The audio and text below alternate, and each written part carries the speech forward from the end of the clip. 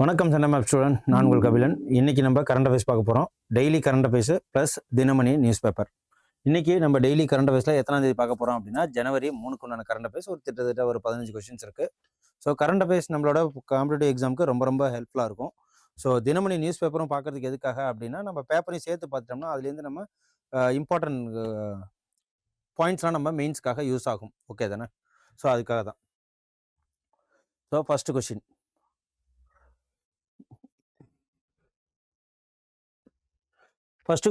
என்ன அப்படின்னா chief justice of Kerala high court. Chief justice of Kerala ஹைகோர்ட்டுக்கு யாரை நியமனம் பண்ணியிருக்காங்க? First question, Kerala high court chief justice of CJI, chief justice of கேரளாவுக்கு யாரை நியமனம் பண்ணியிருக்காங்க அப்படின்னா இவர் யார் அப்படின்னா ஜஸ்டிஸ் சௌமன் சென் அப்படிங்கிறதான் இவங்களோட பேரு. ஓகேவா? இவங்க என்னையிலேருந்து இந்த பொறுப்பை ஏற்றிருக்காங்க அப்படின்னா ஜனவரி 1லேருந்து இந்த பொறுப்பை ஏற்றிருக்காங்க. ஜனவரி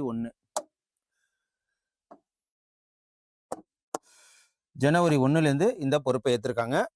ஸோ இவங்க யாரை ரீப்ளேஸ் பண்றாங்க அப்படின்னா இந்த சுப்ரீம் கோர்ட் கொலிஜியம் தான் இதை முடிவு பண்ணியிருக்காங்க. இப்போ சிஜேஐ ஆஃப் இந்தியா யாரு அப்படின்னா சூரியகாந்த். அது ஞாபகம் வச்சுக்கோங்க, சூரியகாந்த். ஸோ இவர் தான் சீஃப். இந்த கொலிஜியம் தான் முடிவு பண்ணியிருக்கு. ஓகேவா? கொலிஜியம்னா முடிவு பண்ணியிருக்கு. இப்போதைக்கு கேரளாவோட சீஃப் மினிஸ்டர் ஜஸ்டிஸ் சௌமன் சென்னு. ஸோ இதுக்கு முன்னாடி இவர் எங்கேருந்து வந்திருக்காருன்னா மேகாலயா ஹைகோர்ட்டை சீஃப் ஜஸ்டிஸாக இருந்திருக்கிறாரு. அப்புறம் இங்கே பாம்பே ஹைகோர்ட்லேருந்து சீஃப் ஜஸ்டிஸ் ஆஃப் மேகாலயா ஹைகோர்ட்டுக்கு மாற்றிருக்காங்க. ஸோ இதெல்லாம் நமக்கு வந்திருக்கு. ஸோ இவர் எங்கேருந்துன்னா மேகாலயாலேருந்து இங்கே வந்திருக்கிறார். ஸோ அதுதான் ஜனவரி new appointment transfer of chief justice several high court notified by the centre of the notification collegium. ஓகேவா? அடுத்து, இந்தியாவோட ஃபர்ஸ்ட் புல்லட் ட்ரெயின் எங்கே லான்ச் பண்ண போகிறாங்க? இந்தியாவோட ஃபர்ஸ்ட் புல்லட் ட்ரெயின் எங்கே அப்படின்னா குஜராத் டு மும்பை தான். ஓகேவா? அது எப்போ அப்படின்னா ஆகஸ்ட் 15, 2027. ஸோ இது சொல்லியிருக்கிறாங்க. யாருன்னா ரயில்வே மினிஸ்டர் இதை அறிவிச்சிருக்கிறாரு. ஓகேவா? அஸ்வினி வைஷ்ணவ் தான் ரயில்வே மினிஸ்டர். ஸோ இந்தியாவோட first bullet train will be launched August 15, 2027. Okay, 2027 இதான் ஆன்சரு. ஸோ யார் நம்மளோட ரயில்வே மினிஸ்டர்னா அஸ்வினி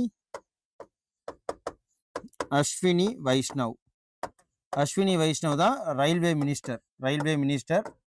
அதுக்கப்புறம் இந்த புல்லட் ட்ரெயின் எவ்வளோ அப்படின்னா 1 hour 58 minutes எவ்வளோ டிஸ்டன்ஸை கவர் பண்ணா இது எந்த ஏரியாவுக்கு போகுதுன்னா மும்பை டு அகமதாபாத்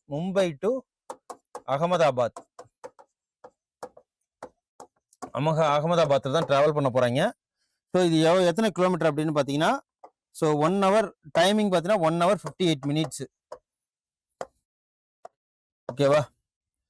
இது யாரு கூட மெமரல் ஆஃப் அண்டர்ஸ்டாண்டிங் வச்சிருக்கோம் கோஆபரேஷன்? ஜப்பான் இன்டர்நேஷனல் கோஆபரேஷன் ஏஜென்சியோட 81% நம்ம கொலாபரேஷன் வச்சிருக்கிறோம். ஸோ இது 1 lakh crore இந்த project Mumbai Ahmedabad high speed rail project. அந்த எஸ்டிமேஷன் காஸ்ட் 1 lakh crore.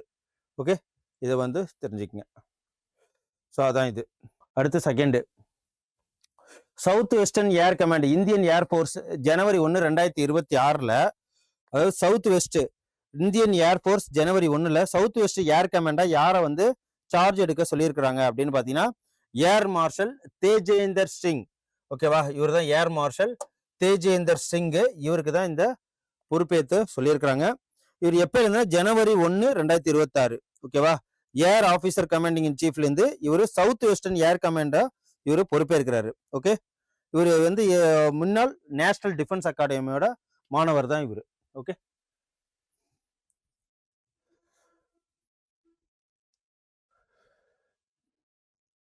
அதுக்கப்புறம் இந்த இந்தியன் ஏர்ஃபோர்ஸ் எப்ப ஆரம்பிக்கப்பட்டது அப்படின்னா 26 ஜனவரி 1950. 26 ஜனவரி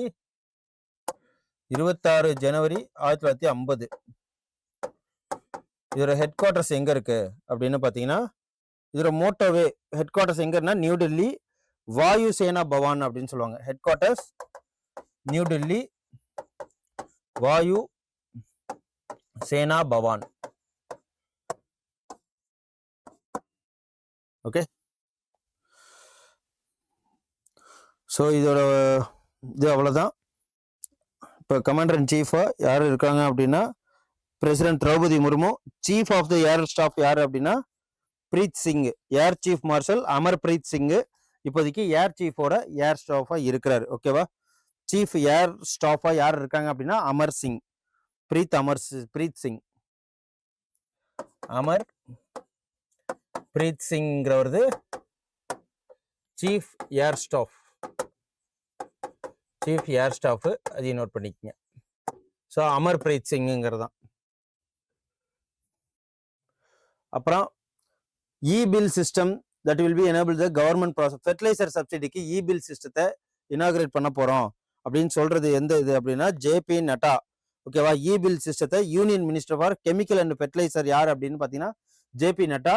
ஸோ இவர் தான் வந்து இந்த இ-பில் சிஸ்டத்தை கொண்டு வராரு. ஓகேவா. எங்க அப்படின்னா ஃபெர்டிலைசருக்கு ஜேபி நட்டா வந்து union minister of chemical and fertiliser. அதுக்கப்புறம் வந்து கவர்மெண்ட் டு ப்ராசஸ் ஃபெர்டிலைசர் சப்சிடிஸ்க்கும் இதுக்கெல்லாம் இ-பில் கொடுக்கணும். இது எதுக்காக இந்த இ-பில் வருது அப்படின்னா டிரான்ஸ்பேரண்டா உருவாக்கணும்.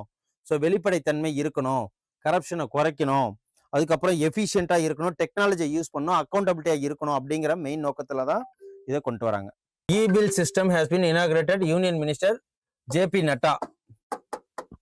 அப்புறம் வந்து கவர்மெண்ட் டு ப்ராசஸ் ஃபெர்டிலைசர் சப்சிடிஸ்க்காகவும் அடிஷ்னல் இதுக்கு strengthening the transparent efficient technology கவர்னன்ஸ்க்காகவும் இதை கொண்டு வராங்க இ-பில் சிஸ்டத்தை. இதோட ரீப்ளேஸை வந்து பேப்பர் பேஸ்டு ப்ரொசீஜரை ரீப்ளேஸ் பண்ணணும், பேப்பர் அதிகமாக யூஸ் பண்ணக்கூடாது அப்படிங்கிறதுக்காகவும் ரெடியூஸ் ஃப்ராட்ஸ் இதையும் வந்து குறைக்கணும், மிஸ்யூஸ் ஆஃப் ஃபண்டு இதையும் குறைக்கணும்னு சொல்லிட்டு மினிமைஸ் ஹியூமன் எரரை கொண்டு வரணும் அப்படிங்கிறதுக்கு தான் இந்த இ-பில் சிஸ்டத்தை கொண்டு வராங்க. அப்புறம் payments are verified using digital கிரைட்டீரியால இருக்கணும்ட்டு தான். அடுத்தது what is the name of former England cricketer who passed away at the age of 62 அப்படின்னு சொல்லிட்டு பார்த்தீங்கன்னா ஹக் மோரிஸ் அப்படிங்கிறவர் தான். இவர் வந்து முன்னாள் இங்கிலாந்து கிரிக்கெட்டர். ஓகேவா. ஹக் மோரிஸ் இறந்துட்டாரு. ஸோ எப்போன்னா இங்கிலாந்துல பேட்லிங் பவுல் கேன்சர்னால, ஓகேவா, கேன்சர்னால 1991 இவரு 3 டெஸ்ட் இதுல விளையாண்டுருக்காரு. ஓகேவா. வேல்ஸ் கிரிக்கெட் போர்ட்ல. அதுக்கப்புறம் 6வது கொஸ்டின், எந்த கண்ட்ரி 21வது கண்ட்ரி டு அடாப்ட் த யூரோன்னு சொல்றீங்களா, யூரோ பவுண்டு, யூரோப்பியன் யூனியனோட சேர்ந்தாதான் அந்த வந்து யூரோ டாலர்னு சொல்லுவாங்க. யூரோ டாலர் யூஸ் பண்றது 21வது கண்ட்ரியா எது அப்படின்னு பாத்தீங்கன்னா இது வந்து பல்கேரியா. ஓகேவா. பல்கேரியா இதுதான் வந்து 21வது கண்ட்ரியா அதுல சேர்ந்திருக்காங்க.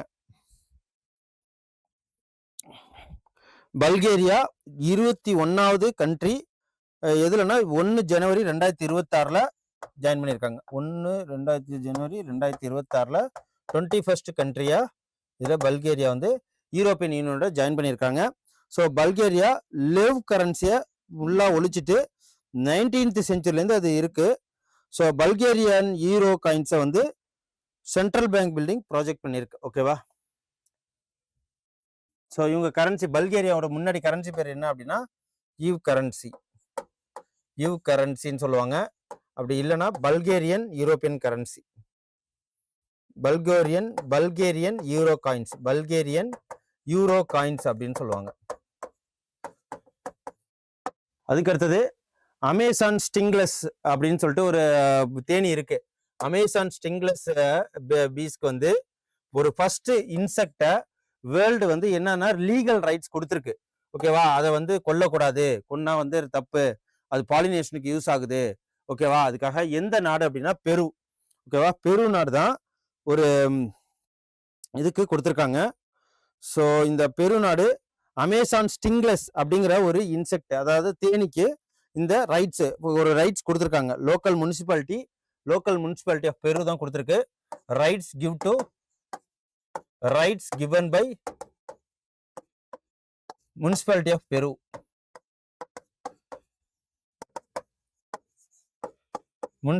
பெரு. லீகல் ரைட்ஸ் கொடுத்துருக்காங்க. எதுக்காக அப்படின்னா ரைட்ஸ் டு எக்ஸிஸ்ட் வாழ்றதுக்கு, சர்வைவுக்கு, அதுக்கப்புறம் ஃப்ளோரிஷ் பறக்கிறதுக்கு. ஓகேவா. ஃப்ளோரிஷ். ஸோ இது எல்லாத்துக்குமே இந்த ரைட்ஸ் வந்து முனிசிபாலிட்டி பெரு கொடுத்துருக்கு.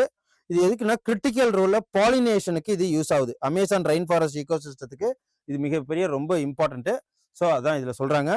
அதுக்கப்புறம் பெருவோட கேபிட்டல் என்ன அப்படின்னு பாத்தீங்கன்னா, பெருவோட கேபிட்டல் லிமா. லிமா தான் இதோட கேபிட்டல். ஸோ இப்போதைக்கு இதோட கரன்சி என்ன அப்படின்னு பாத்தீங்கன்னா சோல்னு மீனிங்கு. இப்போதைக்கு இதோட பிரசிடென்ட் யார் இருக்காங்க அப்படின்னு பாத்தீங்கன்னா ஜோஸ் ஜெரி. ஜோஸ் ஜெரி இதோட பிரசிடென்டா இருக்காங்க. ஸோ அதுக்கப்புறம் இது கான்டினென்ட் சவுத் அமெரிக்கா. பெரு எங்க இருக்குன்னு எல்லாருக்குமே தெரியும். அதுக்கப்புறம் பிஎஸ்என்எல்ல வாய்ஸ் ஓவர் வைஃபை காலிங் வந்து நேத்தியே நம்ம நியூஸ் பேப்பர்ல பார்த்துருக்கோம். ஸோ அதே தான் இது. என்ன அப்படின்னா பப்ளிக் செக்டார் டெலிகாம் கம்பெனியான பிஎஸ்என்எல், ஓகேவா, Bharat Sanchar Nigam limited voice over WiFi வந்து சர்வீஸை எப்பயிலிருந்து ஜனவரியில 2026ல எது கொடுக்குறாங்கன்னா பிஎஸ்என்எல். ஸோ இவங்க நியூ இயர்ல பாரத் சஞ்சார் லிமிடெட்னு சொல்லுவாங்க. வாய்ஸ் ஓவர் வைஃபைய இது வைஃபை காலிங்னு சொல்லுவாங்க. ஓகேவா, ஆல் டெலிகாம் சர்க்கிள் இது யூஸ் பண்ண வைஃபை காலிங் உண்டு. ஓகேவா, wifi calling, voice over calling சொல்லிட்டு இது வந்து voice over wifi free of காஸ்ட்லையும் ரெடியூஸ் நெட்வொர்க் கன்ஜெஷன்லையும் சப்போர்ட் ரூரல் கனெக்டிவிட்டியும் பிராட்பேண்ட் அக்சஸ்க்கும் இது யூஸ் ஆகும் அப்படின்னு சொல்லிட்டு இதை சொல்றாங்க. ஓகேவா, இது வந்து வீக்கா இருக்கிற மொபைல் சிக்னல் ஏரியா, அதாவது ஹோம்ஸ்ல எங்கெங்கெல்லாம் யூஸ் ஆகும் அப்படின்னா ஹோம்ல, பேஸ்மெண்ட்ல,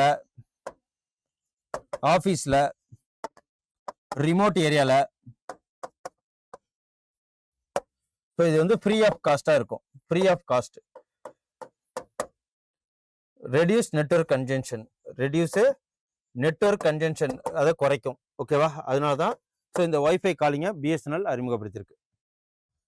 அதுக்கப்புறம் woman blitz chess championship title யாருக்கு கொடுக்கப்பட்டிருக்கு அப்படின்னு பார்த்தீங்கன்னா பிபிசாரா ஆஷ்பியவா அப்படின்னு சொல்லிட்டு சொல்லுவாங்க. இவங்க வந்து பிஎஸ்என்எல் ஆரம்பிச்சதே வந்து நியூ டெல்லியில. அட் த சேம் டைம் எப்போ ஆரம்பிச்சாங்கன்னா 2000 தான் ஆரம்பிச்சிருக்காங்க. அதையும் நோட் பண்ணிக்கங்க.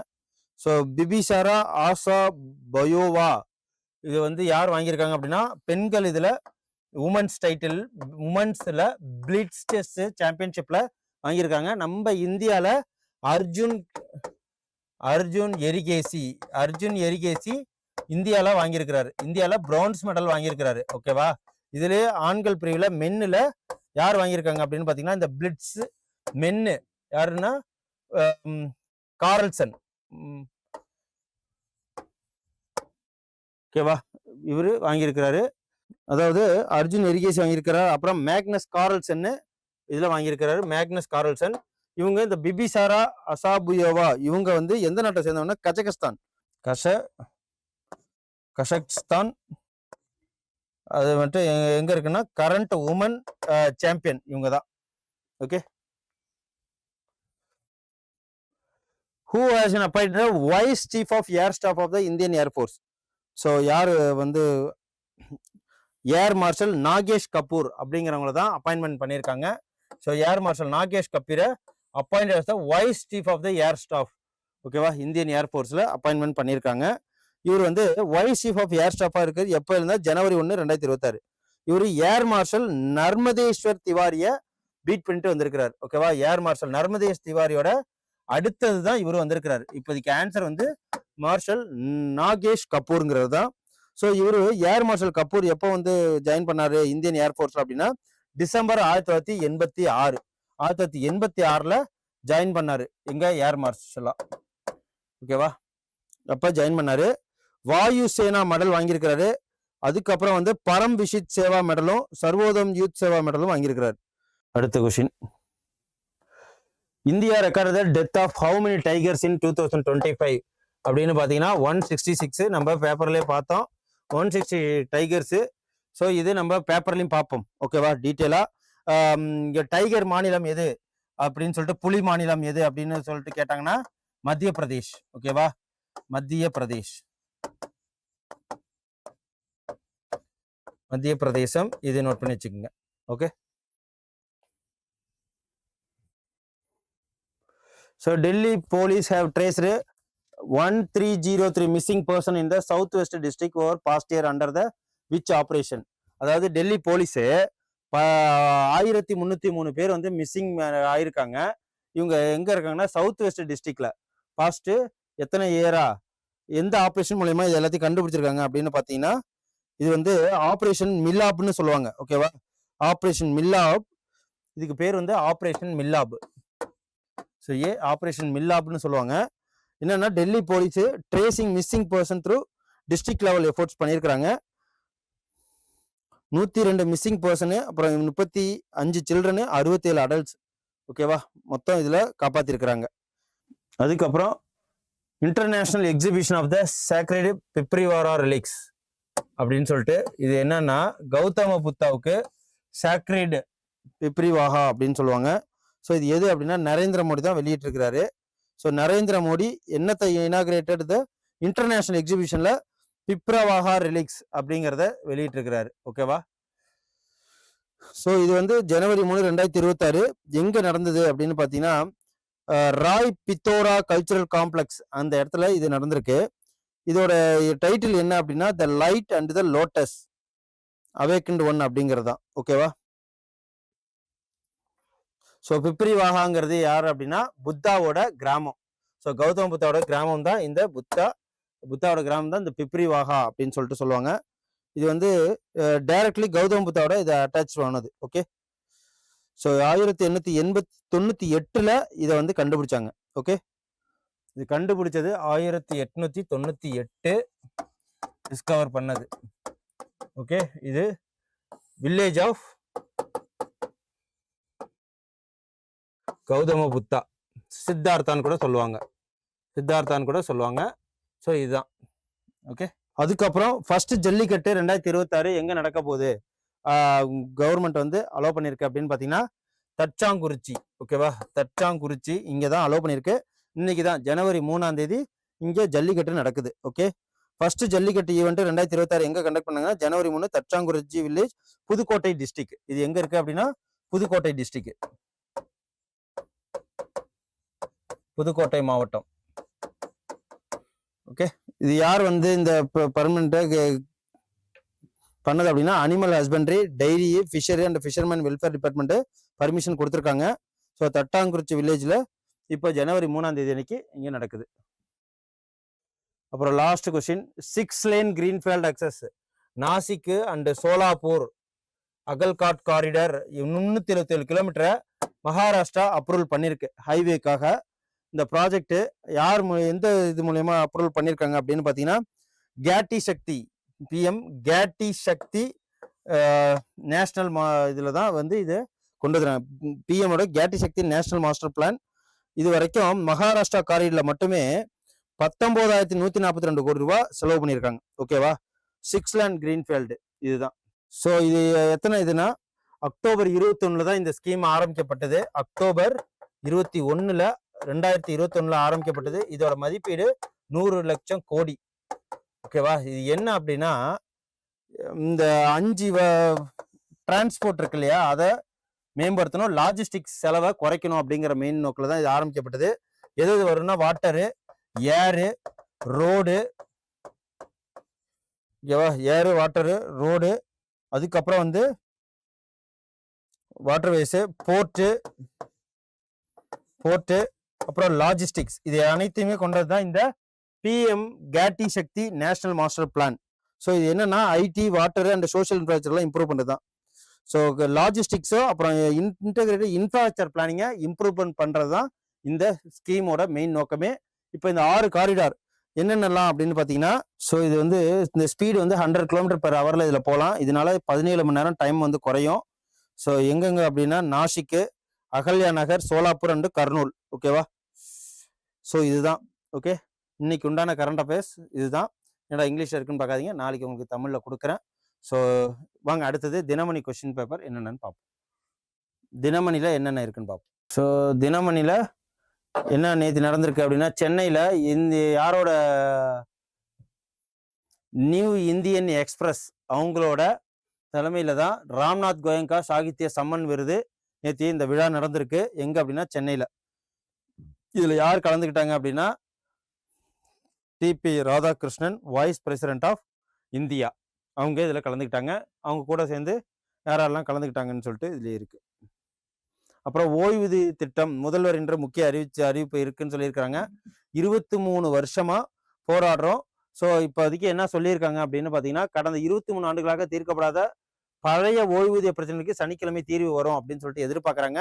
ஸோ இதுக்கு மினிஸ்டர்ஸ் என்ன பண்ணியிருக்காங்க அப்படின்னா, இதில் யாரெல்லாம் ஈடுபடுறாங்க அப்படின்னா, ஜாக்டோ ஜியோ, போட்டோ ஜியோ இவங்க அந்த அரசு ஊழியர்கள், அப்புறம் வந்து இவங்கெல்லாம் வந்து ஆசிரியர்கள், இவங்கெல்லாம் எல்லாருமே வந்து பழைய ஓய்வூதிய திட்டத்துக்காகவும், ஸோ இதெல்லாம் வந்து வேணும். பழைய ஓய்வூதிய திட்டம், பங்களிப்பு ஓய்வூதிய திட்டம், ஒருங்கிணைந்த ஓய்வூதிய திட்டம் வேணும். பென்ஷன் ஸ்கீம் வேணும் அப்படின்னு சொல்லிட்டு போராடுறாங்க. இந்த ஜனவரி 6க்கு அப்புறம் என்ன சொல்றாங்களோ, அதுக்கப்புறம் காலவரையின்றி வேலைநிறுத்தம் பண்ண போறோம் அப்படின்னு சொல்லிட்டு கோரிக்கை வச்சிருக்காங்க. 10 அம்ச கோரிக்கை இருக்கு. ஸோ அதான் இது. ஓகே.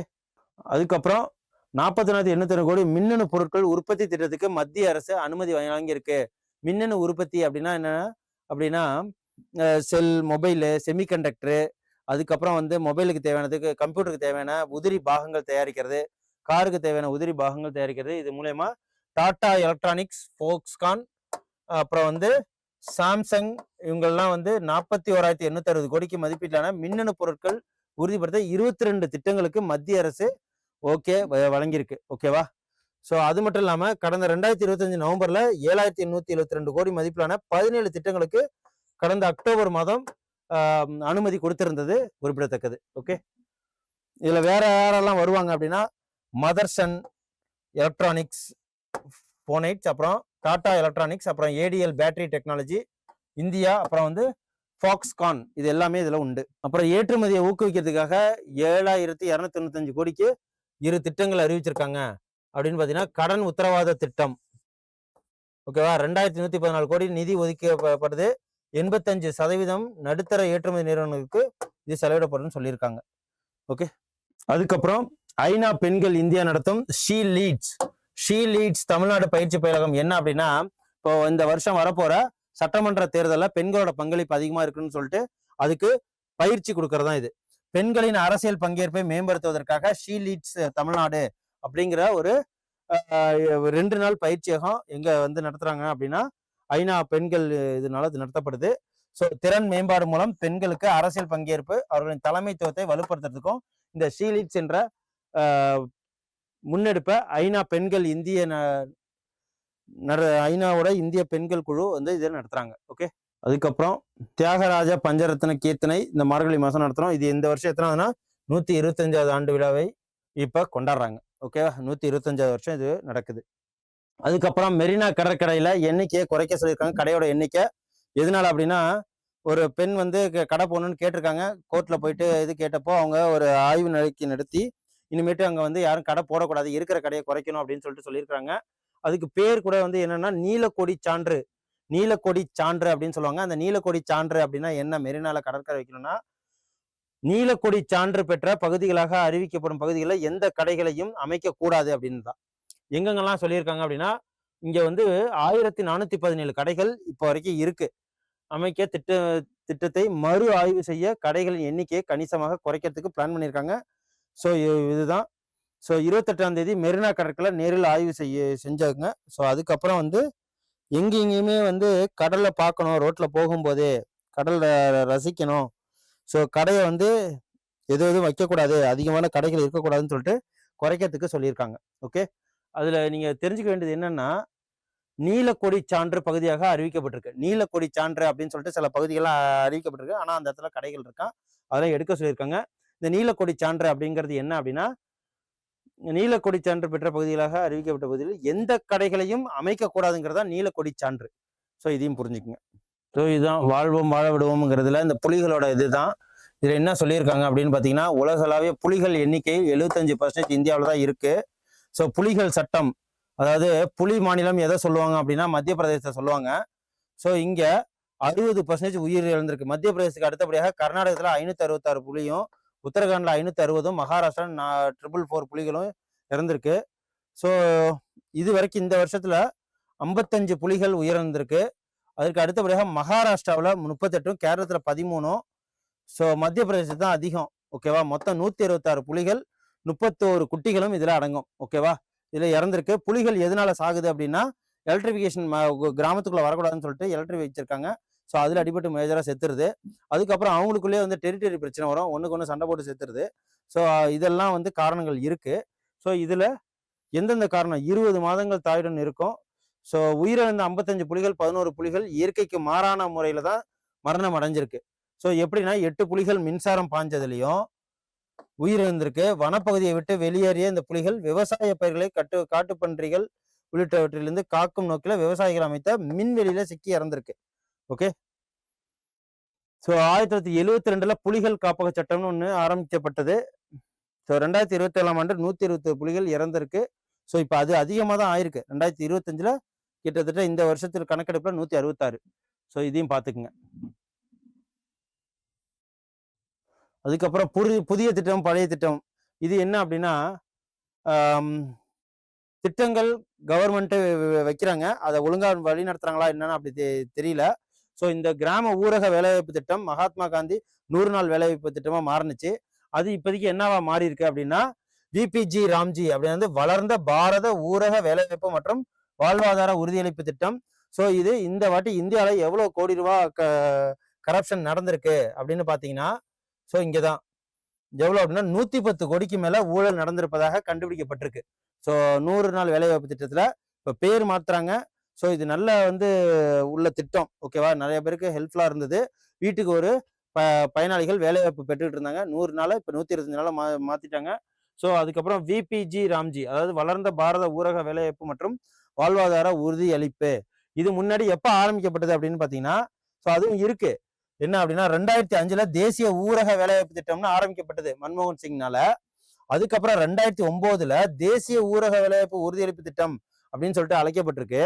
ஸோ இந்த தமிழ்நாட்டில் 2008 2009 ஆண்டு செயல்படுத்தப்பட்டிருக்கு. இப்போ எங்க தமிழ்நாட்டுக்கு எப்போ வந்து 2008-09 100 நாளுக்கு வேலைவாய்ப்பு கொடுக்கறதான். ஓகேவா, இது எப்படின்னா வேலைக்கு வராதவங்களுக்கு புதுசாக அட்டை போட்டு அவங்களுக்கு பணம் கொடுத்த மாதிரியும், அதுக்கப்புறம் சீரமைக்காத இடத்த சீரமைச்சுன்னு சொல்லிட்டு தப்பான கணக்காட்டி கிட்டத்தட்ட 110 கோடி ரூபாய் இதுல ஊழல் நடந்திருக்கு. அதுதான் இதுல சொல்றாங்க. அப்புறம் அமைவிடத்தில் அலட்சியம் கூடாது அப்படின்னு சொல்லிட்டு சொல்றாங்க. இது என்ன அப்படின்னா, எந்த படிப்பை தேர்வு செய்ய வேண்டும் என்பதை தாங்களாகவே தீர்மானிக்கும் மாணவர்கள் எண்ணிக்கை அதிகரித்து வருதான். ஓகேவா, கல்லூரிகள் அதாவது பாலிடெக்னிக் காலேஜ் அதிகமான அளவில் இப்போதைக்கு போய்கிட்டு இருக்கு. ஏன்னா இன்ஜினியரிங் படிக்க முடியாதவங்க சீக்கிரம் படிச்சுட்டு 12th முடிச்சுட்டு டேரெக்டாக 3 வருஷம் பாலிடெக்னிக் படிச்சு சீக்கிரம் வேலைக்கு போகணும் அப்படிங்கிறதுக்காக அந்த ஒரு கட்டுரை தான் இது. ஓகே, 2040க்கு முன்பே பொருளாதாரத்தில் இந்தியா முதலிடம் பிடிக்கும் அப்படின்னு சொல்லிட்டு சிபி ராதாகிருஷ்ணன் அவர்கள் உரையாற்றியிருக்காங்க. ஸோ எங்க அப்படின்னா டாக்டர் எம்ஜிஆர் கல்வி மற்றும் ஆராய்ச்சி நிறுவனத்தில் 34வது பட்டமளிப்பு விழா. டாக்டர் எம்ஜிஆர் ஆராய்ச்சி நிறுவனத்தில் 34வது பட்டமளிப்பு விழாவில் சொல்லியிருக்கிறாரு. ஓகேவா, 4வது வல்லரசாக இந்தியா உருவாகி இருக்கு. 2044 தமிழக மக்கள் நல்வாழ்வுத்துறை அமைச்சர் இதுல கலந்திருக்கிறார். ஓகே, அவரு 36 மாநிலங்கள்ல 36 அவர் என்ன சொல்லியிருக்காரு அப்படின்னா 12,550 பொது மருத்துவர்களும் 2,200 பல் மருத்துவ பட்டதாரிகளும் உருவாக்கப்படுறாங்க. 36 மருத்துவக் கல்லூரிகள் உருவாக்கப்பட்டிருக்கிறதா சொல்றாரு. ஓகே, அப்புறம் மேற்கத்திய நாடுகளுடன் உள்ள உறவு இந்தியாவுக்கு முக்கியத்துவம் வாய்ந்தது. சென்னை ஐஐடி மெட்ராஸ்க்கு யார் வந்திருந்தாங்க அப்படின்னு பார்த்தீங்கன்னா வெளியுறவுத்துறை அமைச்சர் ஜெய்சங்கர் அவர்கள் பார்வையிட்ட போது ஐஐடி மற்றும் ஜெர்மனி, சிங்கப்பூர், பிரிட்டன், அமெரிக்கா உள்ளிட்ட நாடுகளுக்கு தொழில் நிறுவனங்கள் மற்றும் பல்கலைக்கழகங்களிடையே 24 புரிந்துணர்வு ஒப்பந்தம் ஏற்படுத்தப்பட்டதா சொல்லிட்டு இருக்கிறாரு. ஸோ என்ன அப்படின்னா சிந்து நதி பங்கீடு ஒப்பந்தம் செய்து கொண்டோம் அப்படின்னு சொல்லிட்டு இன்டராக்ஷன் ஸ்டூடெண்ட்ஸோட இன்டராக்ஷன் நடக்கிறப்போ ஸோ நம்ம என்ன பண்ணியிருக்கிறோம் அப்படின்னா ஆப்கானிஸ்தான், இலங்கை, அதாவது உலகம் ஒரு குடும்பம் அப்படின்னு சொல்லிட்டு இந்தியா நினைக்கிறதாகவும், உலகம் ஒரு குடும்பம் என்பது இந்தியாவின் பாரம்பரிய கொள்கை. ஓகேவா, இதுல நம்ம கூட இருந்து நட்பு பாராட்டிட்டு நம்ம கூட அட்டாக் பண்ணிட்டு பாகிஸ்தான் இந்த சிந்து நதி நீர் பங்கீடு வேணும் அப்படின்னு சொல்றாங்க. ஸோ இணக்கமா இருந்தால் தான் எந்த ஒரு ஹெல்ப்பும் பண்ண முடியும் அப்படின்னு சொல்லிட்டு சொல்றாங்க. நெய்பர்ஹுட் குட் பாலிசின்னு ஒன்று இருக்கு. இப்போ ரீசெண்டாக ஸ்ரீலங்காவில் நடந்த பிரச்சனைக்கு கூட, அதாவது டிசாஸ்டர் கூட, பேரில் கூட நம்ம இந்தியா தான் ஃபர்ஸ்ட் ஆப்ரேஷன் சாகர்னு சொல்லிட்டு முதல்ல போய் நம்ம மெடிசின் ஹெல்ப்பு, அதுக்கப்புறம் ஃபுட்டு உணவு கொடுத்தது, அதுக்கப்புறம் ரெஸ்கியூ டீம் அனுப்பிச்சு எல்லாமே பண்ணது எல்லாமே முதல்ல இந்தியா தான். ஸோ அது அவங்க நேற்று கிராட்டிடியூட் நன்றியும் தெரிவிச்சிருக்காங்க. முதல்ல இந்தியா தான் எங்களுக்கு ஹெல்ப் பண்ணிச்சு அப்படின்னு சொல்லிட்டு. ஸோ அதை தான் சொல்றாங்க. ஸோ நம்மளை எதிர்த்தோம்னா அவங்களுக்கு இந்த சிந்து நதி கொடுக்க மாட்டோம், தக்க பதிலடி கொடுப்போம்னு சொல்லியிருக்கிறார். அதுக்கப்புறம் படித்தவர்கள் பயங்கரவாத செயலில் ஈடுபடும் போகும்போது ஆபத்தானது. இது என்ன அப்படின்னா டெல்லியில நடந்துச்சுல, என்னன்னா டெல்லியில குண்டுவெடிப்பு நடந்துச்சு. என்னைக்கு நடந்தது அப்படின்னா மருத்துவர்களின் சதி கண்டறியப்பட்ட நிலையில், அதாவது டெல்லியில கடந்த நவம்பர் மாதம் நடத்தப்பட்ட கார் கார் குண்டு வெடிப்புல மருத்துவர்களோட சதி கண்டறியப்பட்டிருக்கு. மருத்துவர்கள் தான் யார் அப்படின்னு பாத்தீங்கன்னா உமர் என்ற உமர் உன் நபி நடத்திய தற்கொலை தாக்குதலில் 15 பேர் உயிரிழந்திருக்காங்க.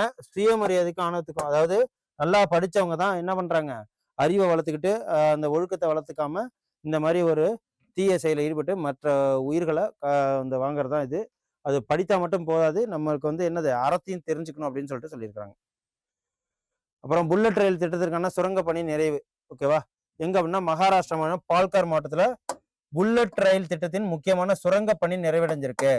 ஓகேவா, இது ஆகஸ்ட் 15, 2027 இந்த புல்லட் ட்ரெயின் விடப்படுறதா சொல்லியிருக்காங்க இல்லையா. ஸோ அதோட முன்னோடி திட்டம் தான் இது. அப்புறம் குடிநீர்ல அதாவது ரொம்ப ஸ்வச் பாரத் ரொம்ப சுத்தமான ஊர் எது அப்படின்னா இந்தூர்னு சொன்னாங்க. இந்தூர்ல என்ன பண்ணிருக்கு, குடிக்கிற நீர்ல கழிவு நீர் கலந்தனால ஏகப்பட்ட பேர் இறந்துருக்காங்க. ஸோ அதை தான் இதுல சொல்லியிருக்கிறாங்க. இந்தூர் பகீர்தபுரா பகுதியில் பூமிக்கடியில் குடிநீர் குழாயில் ஏற்பட்ட உடைப்பால் 1400க்கும் மேற்பட்டவருக்கு வாந்தி வயிற்றுப்போக்கு நடந்திருக்கு. ஸோ அது மட்டும் இல்லாம தேசிய மனித உரிமை ஆணையம் இதை 2 வாரங்களுக்கு ஆபாச உள்ளடக்கங்களை உடனடியாக நீக்க வேண்டும், சமூக ஊடகங்கள் பொறுப்புடன் செயல்படுத்த வேண்டும் அவசியம்னு சொல்லிட்டு யார் சொல்லியிருக்காங்கன்னா அப்படின்னா அதாவது எலான் மஸ்க் எக்ஸ் தளத்துல குரோக் என்ற செயற்கை நுண்ணறிவு செயலி மூலம் இந்த இதை வந்து நீக்கணும் அப்படின்னு சொல்லிட்டு சொல்லியிருக்காங்க. ஸோ அஸ்வினி வைஷ்ணவ் இதை கூப்பிட்டுருக்காரு, சமூக ஊடகங்கள் பொறுப்புடன் செயல்படணும் அப்படின்னு சொல்லிட்டு. ஓகே, அப்புறம் பண மோசடி வழக்கு குஜராத் IAS அதிகாரியை கைது செஞ்சிருக்காங்க. எதனால அப்படின்னா வருவாய் அதிகாரியாக பணியாற்றிய சந்திரசிங் மோரி வீட்டில் சோதனை போட்டப்போ 67.5 லட்சம் ரொக்க பரிசு வழங்கி எடுத்திருக்காங்க. ஸோ இதுல இந்த புகாரின் பேர்ல இடி வந்து செஞ்சதுல குஜராத்ல என்ன பண்ணியிருக்காங்க, நிறைய பேருக்கு இதுல தொடர்பு இருக்குன்னு தெரியுது. இதுல குஜராத் மாநில IAS அதிகாரி ராஜேந்திர குமார் பட்டேலை அமலாக்கத்துறை என்ன பண்ணியிருக்காங்க, கைது செஞ்சிருக்காங்க. ஓகே, அப்புறம் இலங்கை சுற்றுலா விளம்பரத்துல ராமர் பாலம் இடம்பெற்றிருக்கு. ஸோ இதுல என்னன்னா இலங்கையின் வடக்கு மாகாண நுழைவு பகுதி சாலையோரத்துல ராமாயண காப்பியத்தில் இடம்பெறும் ராமர் பால காட்சிகள் இடம்பெற்றிருக்கு. ஓகேவா, ஸோ அதை தான் இதில் சொல்றாங்க. ஸோ எக்ஸாம் பாயிண்ட் ஆஃப் வியூல வேற எதுவும் இல்லை. அப்புறம் ஆடவர் ஹாக்கி இந்தியா லீக்கு எங்க ஆரம்பிக்க போகுதுன்னா ஜனவரி 3ஆம் தேதி சனிக்கிழமை இன்னைக்கு ஆரம்பிக்க போகுது. எங்க அப்படின்னா சென்னையில தான். ஸோ இது 8 அணிகள் பங்கேற்கிறாங்க. எங்கன்னா அடுத்த கட்டம் மகாராஞ்சிலும் ஜனவரி 11 முதல் 16 வரைக்கும், அதுக்கப்புறம் புவனேஸ்வர்லையும் ஜனவரி 17 to 26 வரைக்கும் நடக்க போகுது. ஸோ இதுதான் ஹாக்கி போட்டி. அதுக்கப்புறம் திவ்யான்ஷி சிண்ட்ரெல்லா முதல் ஆட்டத்தில் வெற்றி பெற்றிருக்காங்க. என்ன அப்படின்னா இந்த குஜராத்தில் நடைபெற்ற WT அதாவது டேபிள் டென்னிஸ் ஸோ இந்தியாவை சேர்ந்த திவ்யான்ஷி பௌமிக், சிண்ட்ரெல்லா தாஸ் உள்ளிட்டோர் முதல் ஆட்டத்தில் வெற்றி பெற்றிருக்காங்க. ஓகேவா, ஸோ அதுதான் இதில் சொல்லியிருக்காங்க. அப்புறம் தேசிய துப்பாக்கி சுடுது போட்டியில் அமீராவுக்கு தங்கம் கிடைச்சிருக்கு. அதாவது மத்திய பிரதேசத்தில் நடைபெற்ற 68வது துப்பாக்கி சுடுது போட்டதுல தேசியத்தில் நேஷனல் ரைஃபிள்ல ஸோ 10 மீட்டர் ஏர் ரைஃபிள்ல அமீரா அர்ஷத்துக்கு தங்கப்பதக்கம் கிடைச்சிருக்கு. ஓகே, ஸோ அவ்வளோதான். அப்புறம் குஜராத்தில் 2 கின்னஸ் சாதனைகள் படைத்த அகமதாபாத் மலர் கண்காட்சி. ஓகேவா, என்ன அப்படின்னா பெரிய மலர் கோலம் ஒன்று, அப்புறம் மிகப்பெரிய மலர் உருவப்படம் சர்தார் பட்டேலை டெபிக் பண்ற மாதிரி இதுதான் சர்தார் படமும் ஸோ இந்த கோலமும் தான் வந்து 2 கின்னஸ் ரெக்கார்ட் படைச்சிருக்கு. ஓகேவா, இதுக்கு முன்னாடி கண்டினியூஸா 2023, 2024, 2025, 2026 கண்டினியூஸா 3 வருஷம் ஹாட்ரிக் உலக சாதனை படைச்சிருக்கு இந்த அகமதாபாத் மலர் கண்காட்சி. ஸோ இதுதான் பார்த்துக்கணும் கின்னஸ் ரெக்கார்டு. அப்புறம் ஈரான்ல தீவிரமடையும் போராட்டம். இது என்ன அப்படின்னா ஈரான்ல கலவரம் நடந்துகிட்டு இருக்கு மக்களிடையே, ஏன்னா விலைவாசி அதிகமா இருக்கு. ஸோ இது என்னன்னா பொருளாதார தடைகளால் நாட்டின் பொருளாதாரம் கடும் நெருக்கடிக்கு உள்ளா இருக்குன்னு சொல்லியிருக்காங்க ஈரான் அணுசக்தி திட்டங்களுக்கு. ஓகேவா, என்னன்னா ஈரான் USA வந்து பல பொருளாதார தடை விதிச்சதுனால ஒரு அமெரிக்க டாலர் தற்போது 14 லட்சம் ரியால் வந்து ஈரான்ல இருக்கு. ஓகேவா, ஸோ அதான் பணவீக்கம், நாணய மதிப்பு வீழ்ச்சி, விலைவாசி ஆகிய காரணங்களால அங்க பெரிய கலவரம் ஏற்பட்டு இருக்கு. 2022 ஆண்டு மாஷா அமினி என்ற பெண் தலையில துணி அந்த பர்தா போடாதனால வந்த பிரச்சனையை விட இது ரொம்ப பெருசா போல. ட்ரம்ப் என்ன சொல்லியிருக்காரு அப்படின்னா, ஈரான்ல போராட்டங்களை ஒடுக்கினால் கடும் விளைவுகளை சந்திக்க நேரிடும் அப்படின்னு சொல்றாரு. என்ன அப்படின்னா, அவங்கள அடிச்சு இதெல்லாம் இது பண்ணக்கூடாது, சால்வான முறையில அமைதியான முறையில தீர்க்கணும் அப்படின்னு சொல்றாரு. ஸோ உள்நாட்டு விவகாரங்களை தலையிடக்கூடாதுன்னு சொல்லிட்டு ஈரானும் சொல்லியிருக்கு. ஓகே. அப்புறம் அமெரிக்காவுக்கு மடூரோ அழைப்பு என்னன்னா, போதைப் பொருள் கடத்தல் விவகாரம் குறித்து பேச்சு. அப்புறம் புதினில்ல தாக்குதல், இது வந்து உக்ரைனை ட்ரோன் மூலமா தாக்கியிருக்காங்க. ஸோ இதுவும் நமக்கு தேவையில்ல. அதுக்கப்புறம் சென்செக்ஸ் என்னன்னா, உலோகம் வாகனத்துறை பங்குல காரணமாக வலுவான வாங்குதல் காரணமாக என்ன நடந்திருக்கு, எல்லாத்துலயும் பாசிட்டிவிட்டி நடந்திருக்கு. ஓகேவா. என்னன்னா 0.27% உயர்ந்து 85,762 நிறை வரைக்கும் வந்திருக்கு சென்செக்ஸ் 7%. அதுக்கப்புறம் வந்து நிஃப்டி வந்து 50 பங்குகள் உள்ளது. நிஃப்டி 182 புள்ளிகள் அதிகமாக வந்து 0.7% உயர்ந்து காணப்படுது. ஓகே. இதுல வேற ஒன்றும் இல்லை. அப்புறம் உற்பத்தி துறை வளர்ச்சியில 2 ஆண்டுகள் காணாத மந்தம் இருக்கு. ஓகே. உற்பத்தினா என்னது, ப்ரொடக்ஷன் டிபார்ட்மெண்ட்ல. ஓகேவா. ஹெச்எஸ்பிசி பர்ச்சேசிங் மேனேஜர்ஸ் இண்டிகேட்டர்ஸ் இதை சொல்லுது. ஓகே. ஸோ அவ்வளோதான். இதெல்லாம் சினிமா நியூஸே நமக்கு தேவையில்லாது. ஸோ இன்னைக்கு உண்டான கரண்ட் அஃபேர்ஸ் அவ்வளோதான். நாளைக்கு ஒரு திங்கட்கிழமை உங்களை இம்பார்ட்டன்ட் கரண்ட் அஃபேர்ஸ்ல வந்து சந்திக்கிறேன். நன்றி, வணக்கம். Send a map. You dare to dream, we care to accomplish.